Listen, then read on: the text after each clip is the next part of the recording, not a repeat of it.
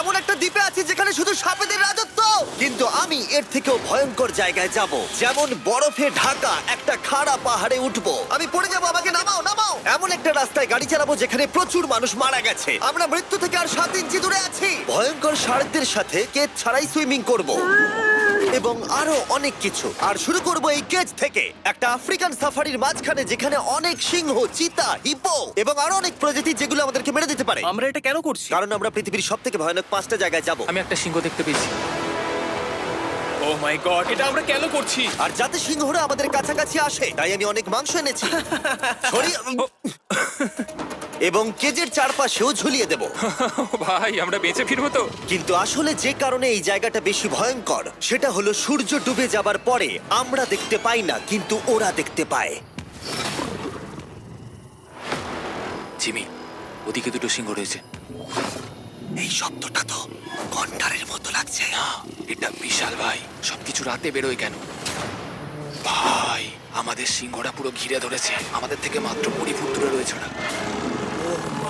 সিংহগুলো আমাদের চারপাশে ঘুরেই যাচ্ছিল। আমরা হয়তো এই ভিডিওটা করতে গিয়ে মারাই যাবো। আর এটা তো সবে শুরু, কারণ এই ভিডিওতে পরের জায়গাগুলো আগের জায়গার থেকে আরো অনেক বেশি ভয়ানক হতে চলেছে। শেষে থাকবে এমন একটা দ্বীপ যেটা সম্পূর্ণ বিষাক্ত সাপে ভরা। আর এবার আমরা আইস ক্লাইম্ব করব একটা বিশাল ভয়ানক ঠান্ডায় জমে যাওয়া জলপ্রপাত। এখান থেকে ফিরে আসার কোনো উপায় নেই। এই দুটোর মধ্যে যে কোনো একটা পথ দিয়ে এই বিশাল খাড়া পাহাড়ে উঠতে হবে এই ব্লেডেড বুটস আর এই আইস পিক্সের সাহায্যে। আমার জীবনে করা এটা সবথেকে ভয়ানক জিনিস। আমার জন্য প্রার্থনা করো। জিমি, তুমি চাও আমরা এই পাহাড়টায় চড়ে ওপরে উঠি? হ্যাঁ, এটা অসম্ভব। সত্যি কথা বলতে আমার মনেই হচ্ছিল না এটা আমরা করতে পারবো। তারপর নোলানের সাথে যা হলো তাতে আমরা আরো বেশি ভয় পেয়ে গেলাম। আমি পারবো না বন্ধুরা, একটু দাঁড়াও। আমি বেরিয়ে যাচ্ছি, আমি পারবো না। তুমি হাল ছাড়তে পারো না। না, আমি পারবো না। আমার বিশ্বাসই হচ্ছে না নোলান এটা করবে। সত্যি ভাবিনি। নোলান কুইট করলো। আমরা কিন্তু প্রায় ওপরের দিকে রয়েছি। তোমরা এখন হাফ অবধি এসেছো। ও জিমি, নিচের দিকে দেখো না। ও মাই গড। যত উঠছি তত খাড়া হচ্ছে। আমার পা, আমি গ্রিপ পাচ্ছি না। ও ও ও ও। আরে তুমি পড়ে যাচ্ছিলে? ও মাই গড, আমি টপটা দেখতে পাচ্ছি জিমি। এটা আমার করা সব থেকে ভয়ানক জিনিস। আহ! এটা আমি পারবোই। আমাকে ওপরে উঠতেই হবে। দেখাও এটা কতটা খাড়া। প্রায় এসেই গেছি, হাল ছাড়লে হবে না। আর 10% বাকি। আমি এখন কাঁদতেও পারছি না, যদিও এসব করা আমার একেবারেই উচিত নয়। তুমি প্রায় এসেই গেছো জিমি। তবু আমি কোনো মতে এই জলপ্রপাতের উপরে উঠতে পারলাম। আমরা পেরেছি ভাই। আমরা পেরেছি।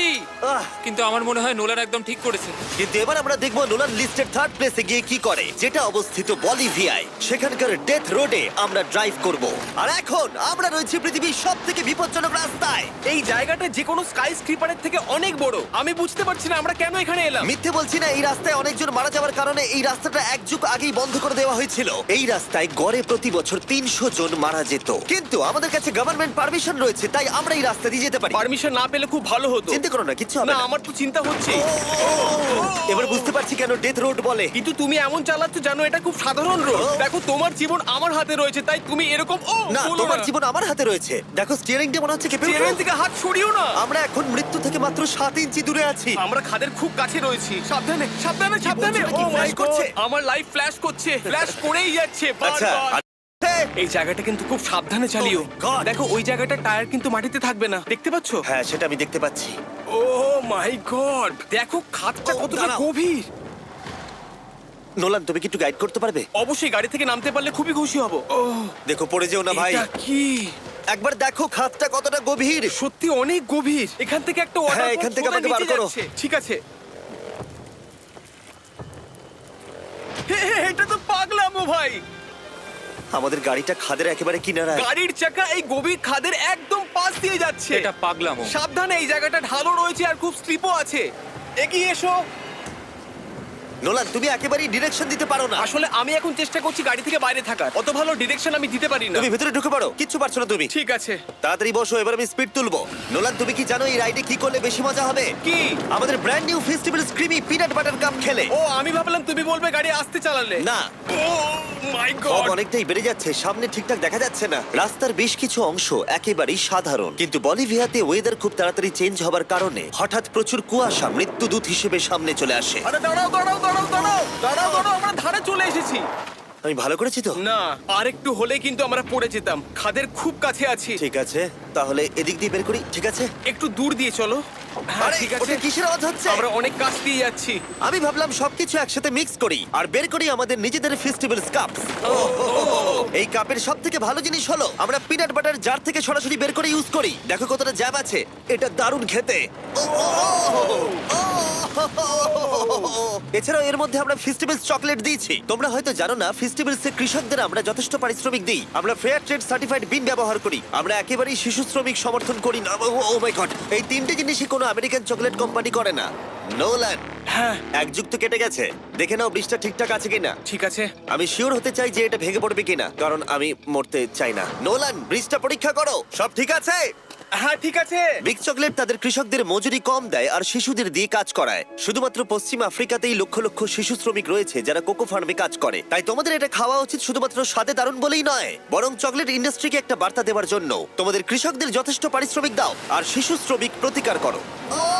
এটা তো পাগলামো ভাই। আমরা ডেথ রোড সার্ভাইভ করলাম। এখন অবধি আমরা সার্ভাইভ করেছি, কিন্তু পরের বোনাস প্লেসে কার্ল আর নোলান শার্কে ঘেরা সমুদ্রের একেবারে মাঝখানে যাবে। আর কিছু কারণবশত জলে কেজের মধ্যে থাকবো না। হ্যাঁ, ইউজুয়ালি আমরা এটাই ব্যবহার করি, কিন্তু এবারে আর করব না। এখানকার শার্কগুলো অতর্কিতে আক্রমণের জন্য বিখ্যাত, আর এটাই এই জায়গাটাকে ইউএস এর সব থেকে বিপজ্জনক করে তুলেছে। বিশ্বাসই হচ্ছে না আমরা এটা করতে চলেছি। ও মাই গড, এগুলো তো অনেক বড় শার্ক। ও মাই গড। ভাই, আমরা এটা কেজ ছাড়া কেন করছি? ভাই, তোমার পেছনে পেছনে। ও মাই গড, এটা অনেক বড়। নোলান, এক্ষুনি ভাই, নামো। আমার ইচ্ছা করছে না, আমি যেতে চাই না। সত্যি আমি মরতে চাই না ভাই, মরতে চাই না। ও মাই গড, এটা তো অনেক বড়। ঠিক আছে, ঠিক আছে ভাই, এই শার্কগুলো তো দ্বিগুণ বড়। আমি আর যাচ্ছি না, হয়ে গেছে। কিন্তু দ্বিতীয় বিপজ্জনক জায়গার কাছে এটা কিছুই নয়, যেটা অবস্থিত অ্যামাজন রেন ফরেস্টের একেবারে মাঝখানে। এখানকার সৌন্দর্য দেখে বোঝা যাবে না জায়গাটা কতটা বিপজ্জনক, কারণ কিছু মুহূর্তের মধ্যেই এই জায়গাটা এরকম থেকে এরকম হয়ে যেতে পারে। একটু ঝড় বৃষ্টি হলেই এখানে জলস্রোত নেমে আসে এবং গোটা এলাকা ভাসিয়ে দেয়। আর আজকে আমরা দেখব গোকটা ক্যাটারাক্ট ওয়াটারফল, যেখানে জলস্রোত নেমে আসছে 1000 ফুট ওপর থেকে নিচে জলাশয়ের মধ্যে। আর এই মেঘলা দিনে আমার সাথে এসেছে এই যে এরা। এ হলো হেজ, 70 দিন জঙ্গলে কাটিয়েছিল। এ হলো বেলি, যে কিউবে 100 দিন কাটিয়েছিল। আমরা এখন অনেক ভয়ঙ্কর জিনিস করতে চলেছি, যেখানে মৃত্যুর সম্ভাবনাও আছে। না মানে দাঁড়াও, সেটা এসো, এসো, এসো তোমরা, চলো যাওয়া যাক। আর অনেকক্ষণ পরে আরো অনেকক্ষণ পরে সাবধানে। সব থেকে পিচ্ছিল জায়গায় ট্রেক করা, বিশাল খাড়া জায়গায় যাওয়া যেখানে এখনো মানুষের পা পড়েনি। বেঁচে গেছি। আমরা শেষ পর্যন্ত গন্তব্যে এসে পৌঁছলাম। এটা একটা ওয়াটারফল, দেখতে পাচ্ছ তোমরা? মানে একবার যদি স্লিপ খেয়ে দারুণ পড়ো লাগছে। তাহলে তোমরা শেষ। আর গাইডের সাহায্যে আমরা নদীটা সুরক্ষিতভাবে পার করলাম। এই দেখো, উই! আর তারপরে আমরা কিছু দড়ি সংগ্রহ করলাম, যাতে আমরা ওয়াটারফলের নিচ অব্দি দেখতে পারি। নিচ দেখতে পাচ্ছ? ওয়াও, এটা দারুণ লাগছে। হা! কিন্তু যেমনটা আমি আগে বলেছি, এই জায়গাটা দেখতে যতটা সুন্দর, এক মুহূর্তের ব্যবধানে এটা প্রচন্ড ভয়ঙ্কর হয়ে উঠতে পারে। এখন বিশাল পরিমাণে ঝড় বৃষ্টি শুরু হয়ে গেল।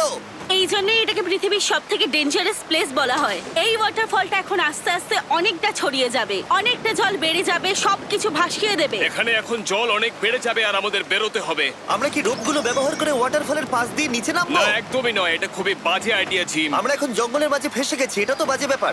কত রিস্ক আছে। জিমির দিক দিয়ে কিন্তু কাদা আসছে, অনেক কাদা। আর যে কোনো মুহূর্তে এখানে বাজও পড়তে পারি। আর সত্যি আমি চাই না তুমি মরে যাও।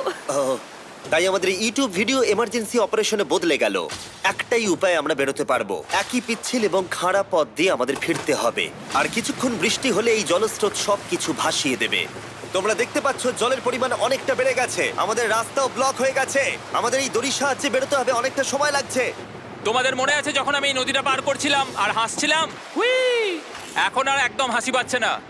আমার সত্যি খুব ভয় করছে, যদি আমি পড়ে যাই। এই যে সেই ওয়াটারফল, যেখানে আমি তলিয়ে যাব। জলের স্রোত দেখো, মানে দেখো, আমি মজা করছি না। এই দড়িটা ধরো আর নিজেকে ঠেলে ওপরের দিকে ওঠো। আমাকে মরতে দিও না। আর অনেকক্ষণ পরে জল আর কাদার বন্যায় ট্রেকিং করে আমরা এই পাহাড় থেকে প্রাণে বেঁচে ফিরলাম। এখন আমরা পৃথিবীর সব থেকে মারাত্মক জায়গায় যেতে চলেছি। আমাদের লিস্টে পৃথিবীর ভয়ঙ্করতম জায়গার মধ্যে 1 নম্বর। আর এই ভিডিওটা সব থেকে ভালোভাবে শেষ করার জন্য আমরা এসেছি পৃথিবীর সব থেকে বিপজ্জনক আইল্যান্ডে। কেন এমন আইল্যান্ডে যাচ্ছি যেখানে কিলিং মেশিন ভর্তি? মনে হয় আমরা মরবো। বাই। Bye bye. এখন থেকে অফিসিয়ালি আমরা কাল অবধি আছি। এটা সত্যি, আমরা পৃথিবীর সব থেকে বিপজ্জনক আইল্যান্ডে সারা রাত কাটাবো। আর আমাদের প্রতি পদক্ষেপে থাকবে অজস্র সাপ।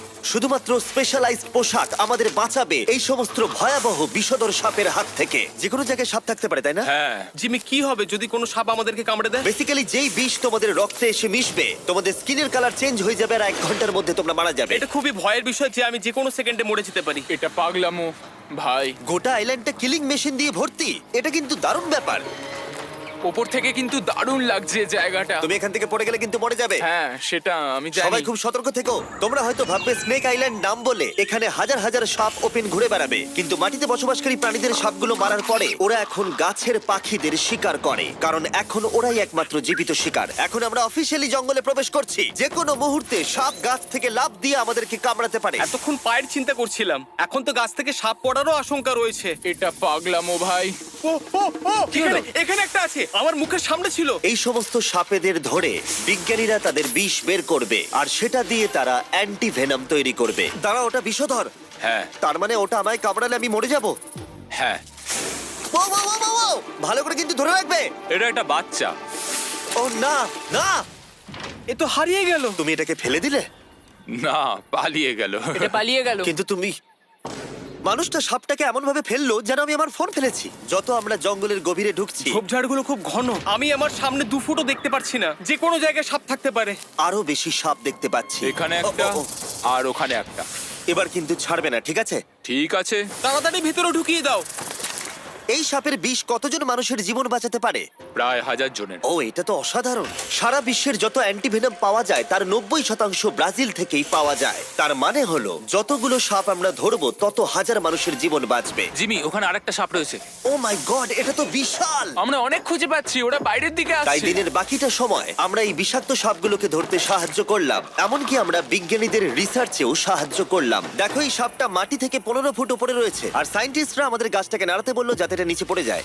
এই গাছগুলোর নিচে আমি কখনোই ক্যাম্পিং করব না। ও তো একটুও নড়ছে না। অনেকগুলো জীবন বাঁচাতে হলে আমাদের অ্যান্টিভেনম দরকার। অন্ধকার ঘন হয়ে এলে আমরা সার্ভাইভ করার দিকে মন দিলাম। এবার ক্যাম্পিং এর সময়। ক্যাম্প সেটআপ হয়ে গেল, যদিও আমি সত্যিই জানি না এই ক্যাম্পগুলো স্নেক প্রুফ কিনা। আমরা এখন ঘুমোবো সাপেদের মাঝে। একটু ভয় লাগছে। এখন আমরা ঘুমোবো আর আশা করব আমাদের টেন্টে কোনো সাপ ঢুকে পড়বে না। খুবই ভয় লাগছে। আমি বাড়িতে গিয়ে শান্তিতে ঘুমোতে চাই।